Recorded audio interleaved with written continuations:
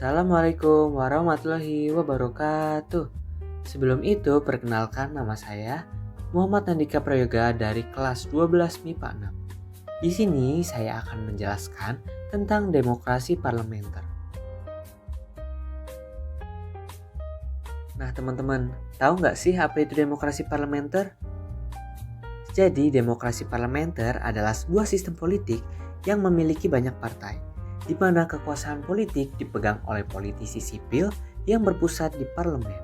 Pada dasarnya, konsep demokrasi ini merupakan model di mana badan legislatif memiliki posisi yang lebih tinggi daripada badan eksekutif.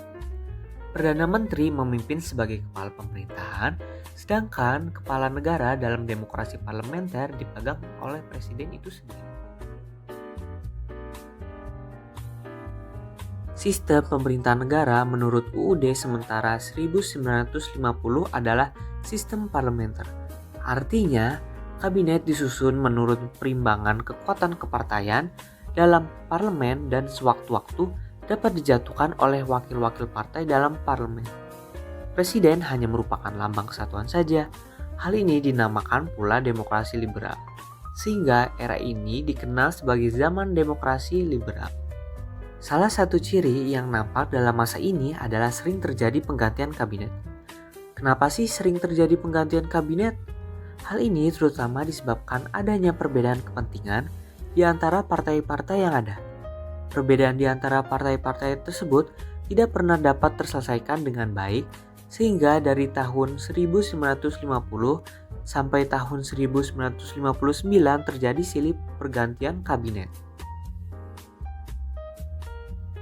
Berikut beberapa ciri khas demokrasi parlementer. Parlemen yang kuat. Dalam demokrasi parlementer, parlemen memiliki peran sentral dalam proses pengambilan keputusan dan legislasi. Anggota parlemen berperan dalam membuat undang-undang, mengawasi pemerintahan, dan menjalankan fungsi pengawasan terhadap kebijakan pemerintah. Tanggung jawab kolektif. Kabinet atau tim demokrasi parlementer menteri bertanggung jawab secara kolektif atas keputusan yang diambil. Mereka harus mempertanggungjawabkan kebijakan mereka kepada parlemen dan dapat dijatuhkan dari jabatan jika mereka kehilangan kepercayaan parlemen. Pembagian kekuasaan. Kekuasaan eksekutif demokrasi parlementer terbagi antara kepala negara dan kepala pemerintahan. Kepala pemerintahan yaitu Perdana Menteri atau kepala kabinet, bertanggung jawab atas kebijakan sehari-hari dan pelaksanaan pemerintahan. Sementara kepala negara memiliki peran seremonial. Perubahan pemerintahan yang relatif mudah. Dalam demokrasi parlementer, jika partai politik yang membentuk pemerintahan kehilangan mayoritas di parlemen, pemerintahan dapat digantikan dengan cara yang lebih mudah dibandingkan dengan sistem presidensial. Ini bisa berarti pembentukan pemerintahan baru melalui pemilihan umum atau pembentukan koalisi baru di parlemen. Penerapan demokrasi parlementer.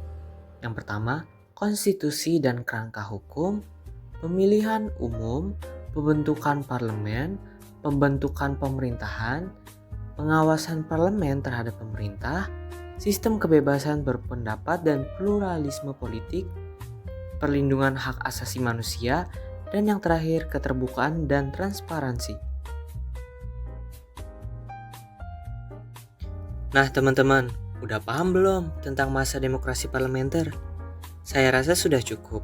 Kurang lebihnya mohon maaf. Sekian, terima kasih. Wassalamualaikum warahmatullahi wabarakatuh.